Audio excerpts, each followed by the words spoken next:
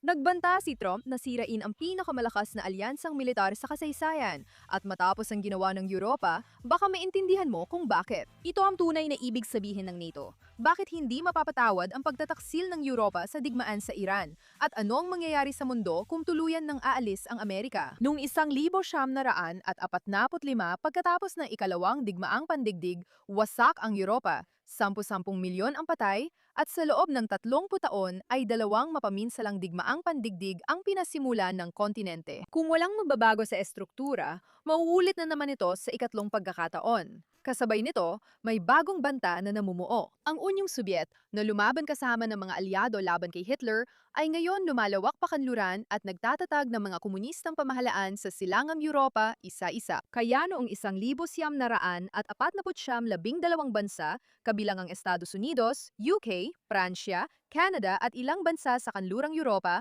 ay nagtipon sa Washington at bumuo ng isang alyansa. Isang simpleng pangako. Kung isa sa atin ay inatake, ituturing itong pag-atake sa lahat at magtatanggol tayo sa isa't isa.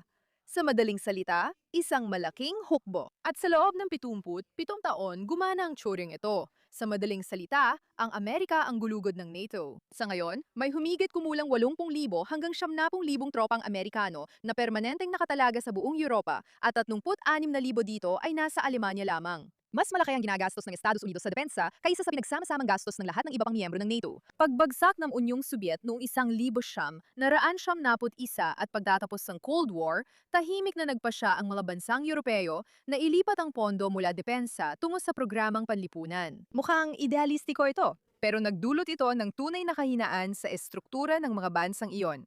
At ang nakakagulat, bahagi talaga ito ng isang plano. Sa kasamaang palad, hindi plano ng Europa yon. Ang doktrinang Sobyet at kalaunan, ang doktrina ng mga radikal na Islamistang kilusan, ay hindi pangunahing nakatuon sa pagtalo sa kanluran sa larangang militar, kundi sa pagpapahina ng kanilang loob. Nang sinimulan ng Amerika ang operasyong militar laban sa Iran, ang nangungunang estadong sumusuporta sa terorismo sa mundo, ilang kaalyado nila sa NATO na matagal nang umaasa sa kanila ay tumangging buksan ang himpapawid para sa mga eroplanong militar ng US. Pero pagkatapos ay lalo pang lumala.